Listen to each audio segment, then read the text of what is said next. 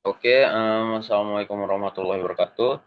Perkenalkan, saya Muhammad Arif Farel Johar Darmajati dari kelas TRI 3C dengan NPM 24782080. Dan saya bersama rekan-rekan saya di sini.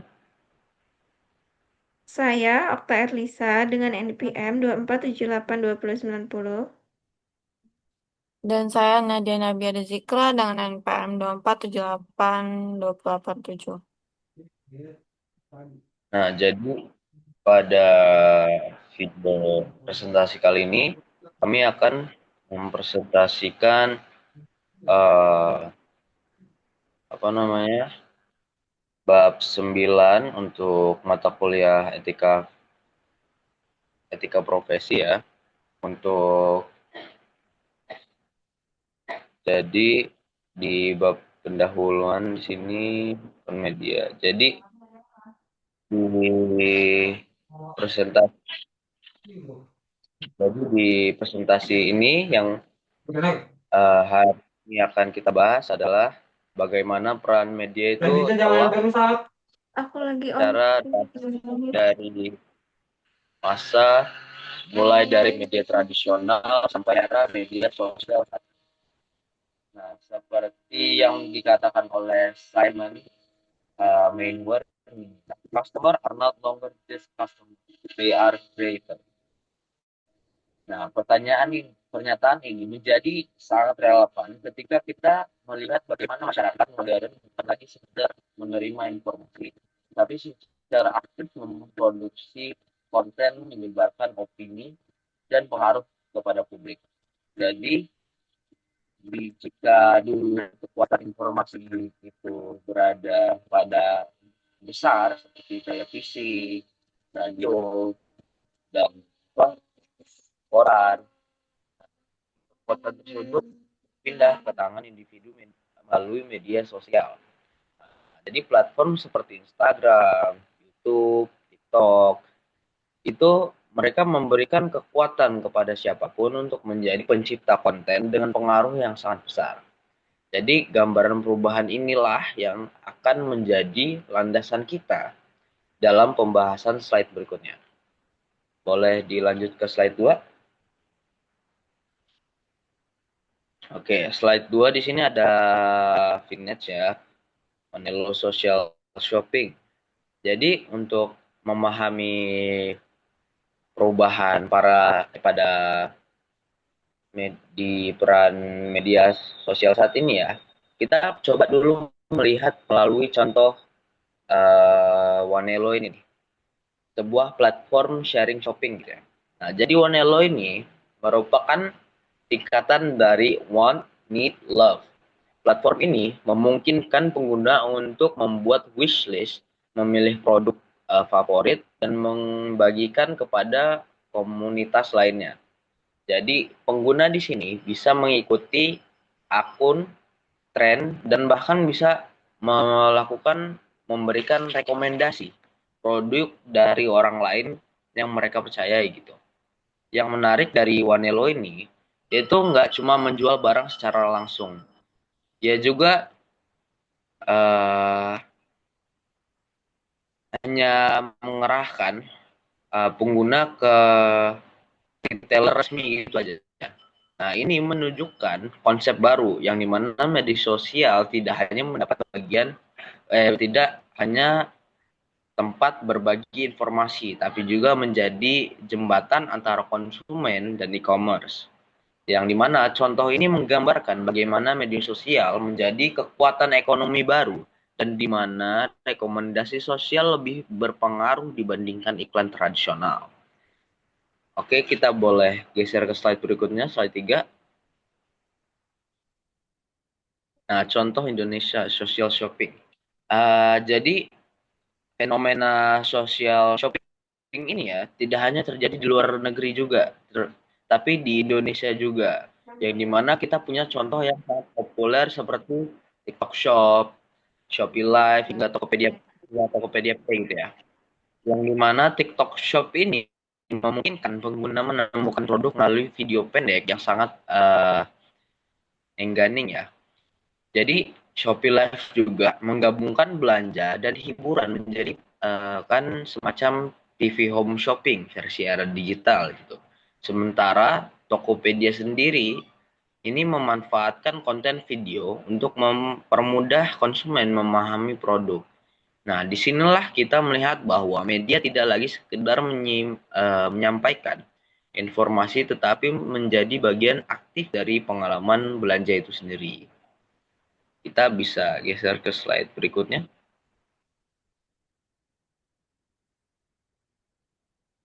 Nah, slide 4 ini untuk konsep dasar jaringan sosial ya.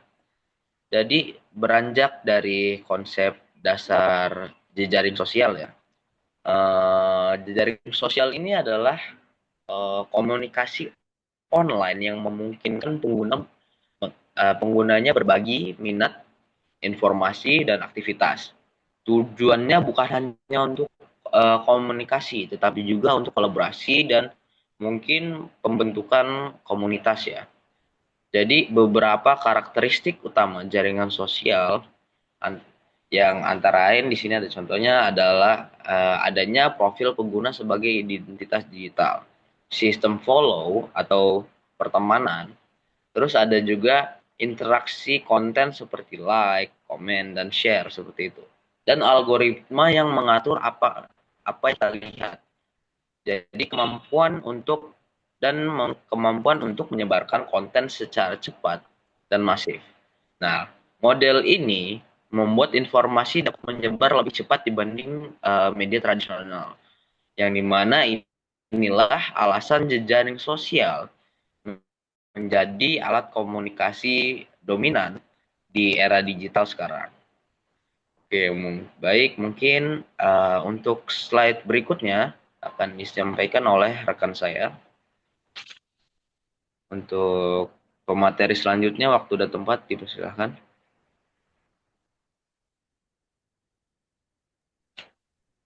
Baik, pada di sini terdapat ada statistik dan jenis situs jejaring sosial ya, yang dimana pengguna global 2B dan disediakan 67 M pengguna di Indonesia, di mana contoh situs seperti Facebook, Instagram, LinkedIn, dan TikTok maupun Pinterest.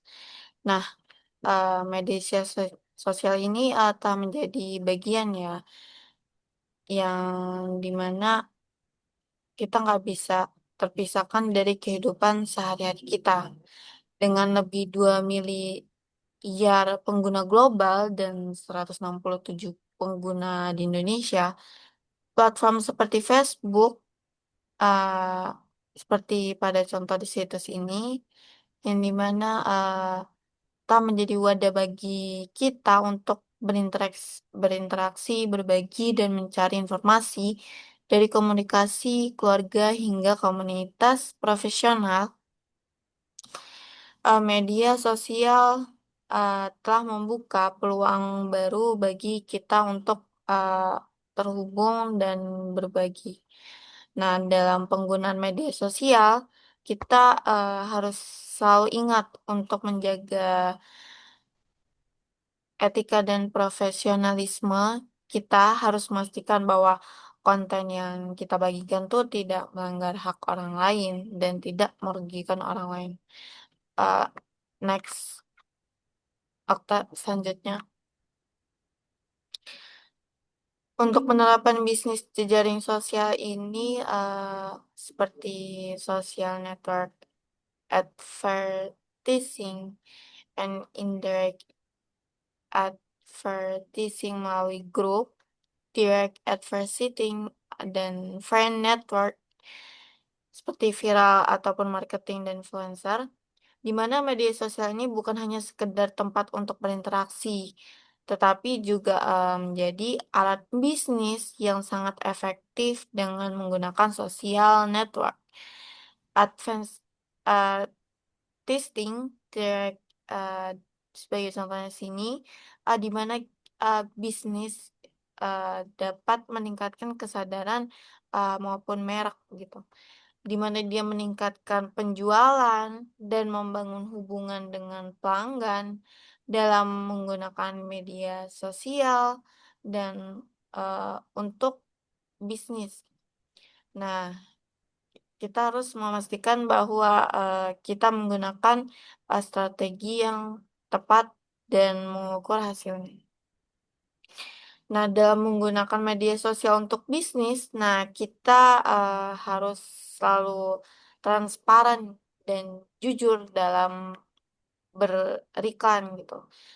Ataupun mempromosikan produk, kita melakukan praktik yang tidak etis, seperti membeli pengikut atau pengguna konten palsu, atau kayak membeli apa ya, kayak membeli like, ya membeli followers gitu lah ya. Next, slide 3. Nah, pada studi kasus bisnis di Indonesia, sebenarnya termasuk ada Shopee yang menggunakan kampanye via influencer yang dia mengundang artis K-pop, ataupun Gojek seperti dia ada kampanye yang uh, hashtag pasti ada jalan, dan juga ada Indomie konten kreatif dan uh, meme viral. uh, nah, setelah itu, di mana contoh bisnis yang sukses menggunakan media sosial di Indonesia adalah Shopee, Gojek, dan Indomie. Shopee yang menggunakan influencer dan artis K-pop untuk meningkatkan kesadaran merek, Gojek atau menggunakan kampanye sosial untuk membangun hubungan dengan pelanggan, dan Indomie yang menggunakan kreativitas di netizen. Untuk yang meningkatkan kesadaran merek dalam menggunakan media sosial, bisnis harus memastikan bahwa mereka memahami target audiens dan menggunakan strategi yang tepat untuk mencapai tujuan mereka. Nah, dalam menggunakan media sosial untuk bisnis ini, kita harus selalu menghormati hak-hak orang lain gitu, dan tidak melakukan praktik yang tidak etis. Dan kita harus memastikan bahwa kita menggunakan media sosial dengan bijak dan bertanggung jawab. Oke, baik selanjutnya. Oke, baik selanjutnya di sini akan saya jelaskan di slide 8 tentang etika dalam dunia kerja. Jadi, pada slide ini tuh yang akan menjelaskan bagaimana media sosial itu berperan dalam dunia kerja modern. Nah, di sini ada perekrut menggunakan media sosial untuk screening. Nah, perusahaan saat ini tuh sering-sering mengecek akun-akun media sosial si pelamar sebelum merekrut si pelamar ini menjadi karyawannya. Tujuan dilakukannya screening ini tuh untuk melihat kepribadian si pelamar dan menilai etika komunikasi pelamar, serta memastikan tidak adanya perilaku negatif dari si pelamar, seperti ujaran kebencian, provokatif, atau lain sebagainya. Dan juga untuk melihat apakah pelamar ini cocok dengan budaya kerja perusahaan, seperti itu. Nah, hal ini tuh sering sekali disebut screening berbasis media sosial. Selanjutnya di sini ada risiko diskriminasi dan pelanggaran privasi. Nah, cara ini tuh punya risiko. Misalnya yang pertama itu ada diskriminasi. Nah, diskriminasi ini sang pelamar dinilai bukan dari kemampuan profesional, tetapi karena foto, agama, status hubungan, atau orientasi politik atau gaya hidupnya. Yang kedua di sini ada pelanggaran privasi. Nah, banyak banyak sekali informasi di media sosial yang seharusnya bersifat pribadi. Nah, jika perusahaan memakai informasi itu untuk menilai pelamar, hal ini tuh dapat menjadikan pelanggaran privasi. Yang ketiga di sini ada aturan Indonesia. Nah, di Indonesia sendiri di sini yang pertama ada UU PDP 2022 tentang perlindungan data pribadi untuk mengatur bahwa data pribadi pengguna yang termasuk ke dalam informasi media sosial itu kan termasuk ke dalam data pribadi eh, termasuk ke dalam data pribadi yang seharusnya dilindungi dan tidak boleh disebarluaskan seperti itu. Yang kedua, di sini Undang-Undang Ketenagakerjaan. Nah, di Undang Kerjaan ini tuh menjamin hak-hak pekerja dan melarang diskriminasi dalam proses rekrutmen. Nah, jadi media sosial ini mempengaruhi proses rekrutmen, tetapi penggunanya itu harus tetap mengikuti etika dan undang-undang agar tidak melanggar privasi dan atau diskriminasi. Selanjutnya, di sini ada media sosial untuk layanan pelanggan. Nah, pada slide ini tuh yang akan menjelaskan bagaimana media sosial digunakan sebagai alat layanan pelanggan oleh perusahaan. Yang pertama, perusahaan merespon keluhan dengan cepat. Nah, banyak sekali sekarang kayak perusahaan-perusahaan atau media sosial yang untuk e-commerce seperti itu. Nah, seperti contohnya media sosial Instagram, Facebook. Nah, yang mereka ini akan keluhan menerima keluhan secara publik, menerima apapun yang dikeluhkan kepada mereka dan serta membalasnya. Mereka mungkin akan sebisa mungkin membalasnya dengan cepat. Terus mereka juga akan memperbaiki masalahnya secara langsung apa yang dikeluhkan oleh kebanyakan pelanggan seperti itu. Nah, hal ini tuh lebih efisien daripada di telepon atau email. Karena kalau email pastinya akan menunggu lama. Seperti itu. Yang kedua, di sini ada meningkatkan kepuasan pelanggan. Nah, layanan pelanggan yang cepat membuat pelanggan yang pertama itu pastinya membuat merasa diperhatikan, terus mendapatkan solusi secara real time karena dibalas dengan cepat. Terus lebih percaya kepada brandnya. Nah, itulah mengapa media sosial itu dikenal sebagai CS atau customer service seperti itu. Nah, di sini ada contoh global. Yang pertama contoh globalnya ada Dell. Dell itu menggunakan Twitter support untuk menangani masalah teknis yang ada. Yang kedua ada JetBlue. JetBlue ini tuh maskapai yang terkenal responsif untuk menjawab pertanyaan penumpang melalui Twitter. Yang ketiga ada GM, GM atau General Motors yang membantu pengguna untuk memahami masalah mobile via media sosial. Jadi kita um, tidak perlu bertanya secara langsung karena sekarang ada media sosial untuk bisa langsung tanya. Nah, yang di terakhir di sini ada contoh di Indonesia. Kalau di Indonesia di sini ada beberapa perusahaan. Yang pertama itu ada Telkomsel. Nah, Telkomsel ini aktif membalas keluhan pelanggan yang ada di Twitter. Jadi, eh, apapun bentuk keluhan yang dikeluhkan oleh pelanggan, Telkomsel ini akan responsif untuk bisa membalas para pelanggan. Yang kedua ada BCA. Nah, BCA ini mempunyai akun khusus untuk para nasabah yang ingin mengeluhkan keluhannya. Terus di sini ada Tokopedia Care. Tokopedia Care ini membantu pembeli dan penjual melalui media sosial.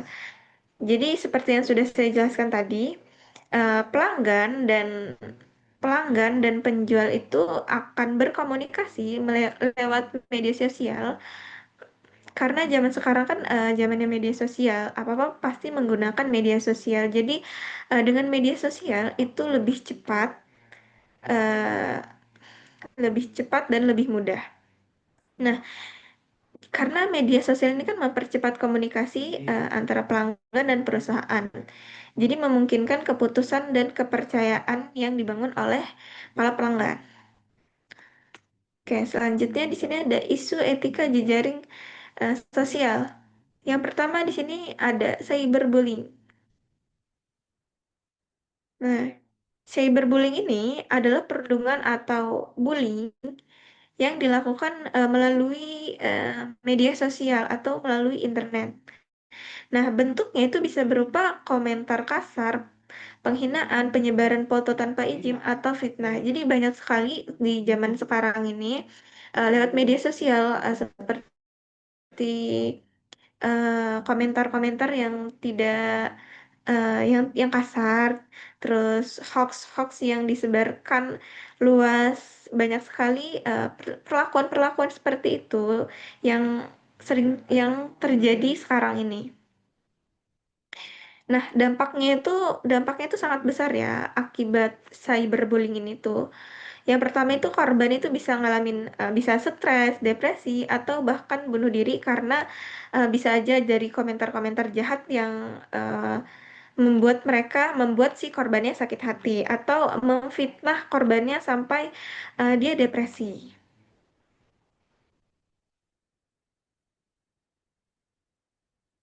Nah, dalam kasus Red Redgers Redgers ini Redgers Said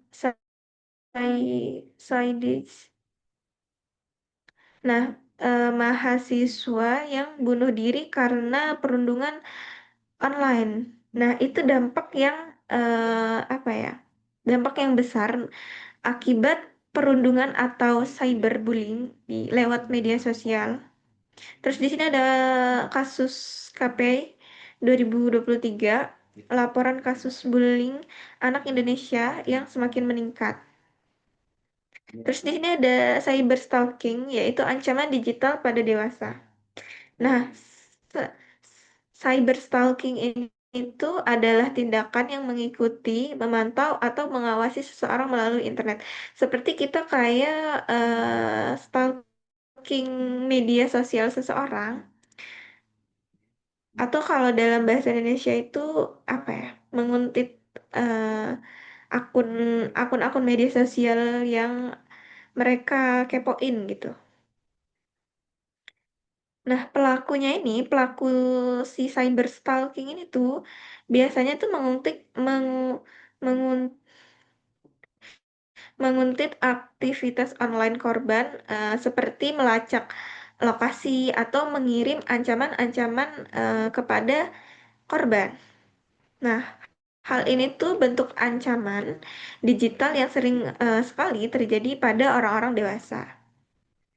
Di sini ada contohnya UU ITE yang mengatur tindakan yang mengganggu kenyamanan dan keamanan orang lain. Pastinya dengan kita di stalking seseorang, pastinya kita merasa tidak aman dan terancam. Apalagi kalau misalnya itu yang terancam untuk si korbannya sampai tahu lokasi kita di mana, mengirim beberapa ancaman lewat media sosial, itu pastinya sangat sangat amat terganggu bagi si korban. Terus di sini ada UU TPKS yang mengatur hukuman untuk kekerasan seksual berbasis digital, termasuk stalking ini. Yang ketiga ada sexual predators. Nah, sexual predators ini adalah pelaku yang menargetkan anak-anak, manipulasi atau memancing korban melalui media sosial. Jadi umumnya korbannya itu adalah anak-anak. Nah, pelaku ini tuh menggunakan modus seperti berpura-pura menjadi teman seusianya, memberikan gift atau hadiah, atau melakukan pendekatan emosional atau grooming. Nah, kan banyak sekali sekarang itu anak-anak kecil yang memang sudah memegang gadget atau memiliki handphone pribadi. Nah, anak-anak kecil ini pastinya masih belum paham tentang media sosial, dan pastinya kalau misalnya mereka itu menjadi menjadi korban, pastinya mereka itu tidak apa ya, pastinya mereka itu akan mengikuti si pelaku ini, akan percaya pelaku ini sebagai temannya mereka dan mengikuti apa yang diperintahkan si pelaku ini. Nah, jadi di sini ada UU Perlindungan Anak nomor 35 tahun 2014. Nah, undang-undang ini yang mengatur perlindungan anak dari tindakan pelecehan seksual online. Nah, jadi pada slide ini, meskipun media sosial itu punya banyak manfaat, tapi ada juga resiko-resiko etis dan keamanan yang sangat serius. Jadi kita sebagai pengguna itu perlu berhati-hati dan pemerintah sudah membuatkan aturan-aturan perlindungan untuk masyarakat di sini. Oke, mungkin cukup sekian penjelasan dari saya dan saya mewakili kelompok ini, kurang lebihnya kami mohon maaf. Mungkin cukup sekian presentasi dari kami. Kami akhiri. Wassalamualaikum warahmatullahi wabarakatuh. Waalaikumsalam warahmatullahi wabarakatuh.